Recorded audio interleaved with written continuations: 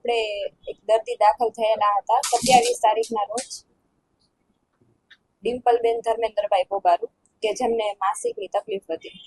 એને પહેલા એક વખત બતાવવા આવેલા મહિના દિવસ પહેલા. એ સેમ પ્રોબ્લેમ માટે આપણે મેડિકેશન્સ ને બધું આપેલું હતું. પેશન્ટને કમ્પ્લેનમાં રિલીવ ના થયું ને પેશન્ટ એક બે જગ્યાએ બતાવીને બી આવે. એટલે પેશન્ટને આપણે સમજાવેલું કે ભાઈ આવી રીતે છે બરાબર, તકલીફમાં રાહત નથી થતી તો એનો લાસ્ટ ઓપ્શન આપણે ઓપરેશન કરવાનું થશે બરાબર. ને ઓપરેશન મતલબ બીજી જગ્યાએ જ્યાં ગયા હતા ત્યાં બી એવી જ રીતે સમજાવ્યું હતું. 27 તારીખના સાંજના પેશન્ટ દાખલ થયું, 28 તારીખે આપણે ઓપરેશન કરેલું બરાબર. દર્દીને આપણે કન્સેન્ટના ભાગરૂપે બધું સમજાવેલું હતું કે શું છે, શું ઓપરેશન છે, કેવી રીતે કરવાનું છે, શું શું જરૂર પડી શકે બરાબર. ઓપરેશન 28 તારીખે કર્યું આપણે. ઓપરેશન પછી બી સગાને બધું સમજાવેલું કે ભાઈ આવી રીતે છે ઓપરેશન પછી બરાબર.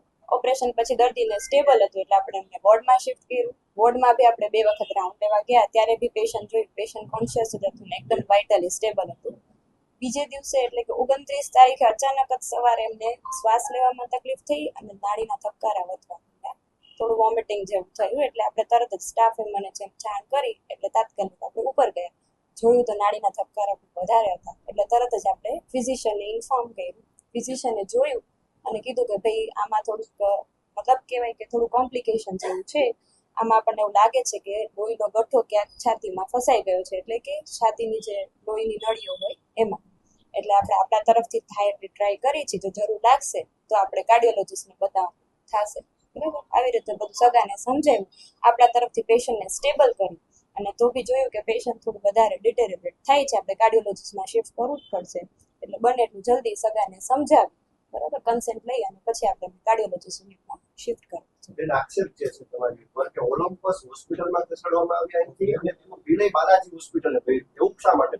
એવું નથી. આપણે જ્યારે પેશન્ટને કન્ડિશન ક્રિટિકલ થઈ ત્યારે આપણે પેશન્ટના સગાને સમજાવ્યું હતું કે ભાઈ આવી રીતે થયું છે. એટલે સગા એકદમ હેપ થઈ ગયા કે એક તો પેશન્ટની કન્ડિશન ક્રિટિકલ પ્લસ આવી રીતે બીજી હોસ્પિટલમાં પ્રાઇવેટમાં ફાઇનાન્શિયલી અફોર્ડેબલ છે કે નહીં. એટલે અમે સગાને માનવતા રૂપે એવી રીતે સમજાવ્યું હતું કે અત્યારે આપણે પેશન્ટને પ્રાયોરિટાઇઝ આપી બરાબર, પૈસાનું આપણે આપણી રીતે પાછળથી જોશું, જે બી હોય આપણે ડોક્ટરને ભલામણ કરશું, બાકી આપણે બીજી કઈ વાત કરેલી નથી. બેન એવું કીધું છે કે મોબાઈલના આધારે ઓપરેશન કર્યું છે, એવું એ વાત સાવ હકીકત શું છે?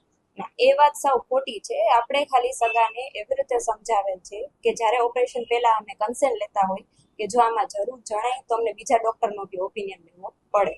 ઓપરેશન સક્સેસફુલી કમ્પ્લીટ થઈ ગયું. ઓપરેશન દરમિયાન કોઈ કોલ કરવામાં આવેલું નથી અને ઓપરેશન પછી સગાને એવી રીતે જ સમજાવ્યું કે ઓપરેશન વ્યવસ્થિત થઈ ગયું છે, આમાં આપણને બીજી કઈ જરૂર પડી નથી. બેન એવું પણ વાત હતી કે સર્જનને બોલાવવાના હતા પણ સર્જન આવ્યા નહોતા એટલે તમે ફોન કર્યો ચાલુ કરશે. એવું કઈ નથી. એ કદાચ સગાને પેલું મિસઅન્ડરસ્ટેન્ડિંગ થઈ ગઈ હશે કે આવી રીતે અમને કીધું તું ને બોલાવ્યા કે જે, તો હવે કેવી રીતે એ લોકો ઇન્ટરપ્રેટ કરવું આપણને ખબર નથી. પણ મેં તમને સમજાવ્યું એવી જ રીતે કે સગાને આપણે કન્સેન્ટના ભાગરૂપે પેલા સમજાવેલા છે અને ઈ ઓન પેપર અમે રિટર્ન બી લખેલું છે કે જે અમે પોલીસને હેન્ડઓવર કર્યું છે.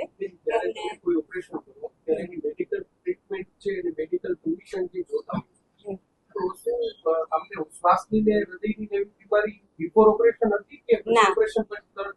ના, ઓપરેશન પહેલા એમને કંઈ જ નહોતું બરોબર. આપણા તરફથી બ્લડ ઇન્વેસ્ટિગેશન ને બધું મોકલાવેલું છે અને ઇન્ટ્રાઓપી પેશન્ટ એકદમ વાઇટલી સ્ટેબલ હતું, કન્ટિન્યુઅસ મોનિટરિંગ હેઠળ. તેને શું લાગે છે શું કારણ છે?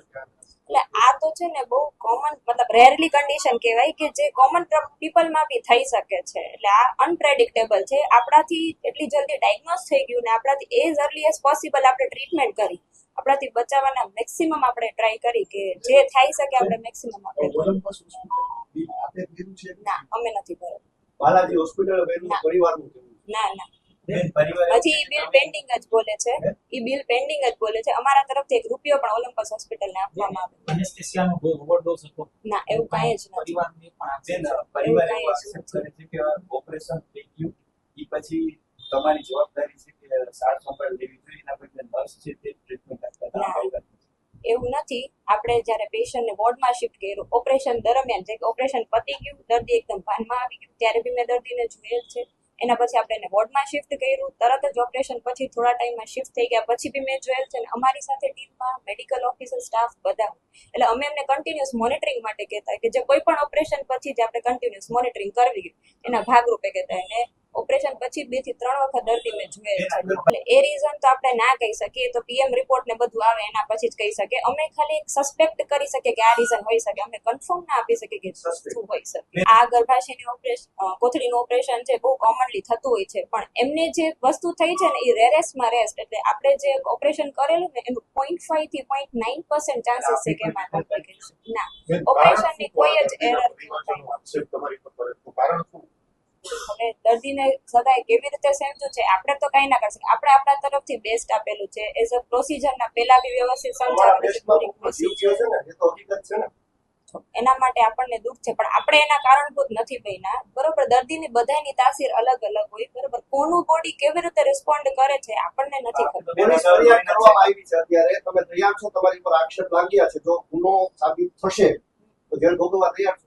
એટલે આપણે જે બી છે આપણે પોલીસને હેન્ડઓવર કરી દીધું છે, આગળ કોર્ટ ને પોલીસ વાળા નક્કી કરશે. આપણે આપણા તરફથી ખોટા નથી, આપણે બધા ડોક્યુમેન્ટેશન થી લઈને બધું આપણે હેન્ડઓવર કરી. આ વસ્તુ જે એમને થયેલું છે એ અનપ્રેડિક્ટેબલ છે, અત્યારે કોઈને બી થઈ શકે છે. બરાબર, એના કોઈ એવું મતલબ આપણા તરફથી જ આપણા પ્રિય બધા ઇન્વેસ્ટિગેશન ને બધું કરેલું છે ને એમાં બધું બરોબર.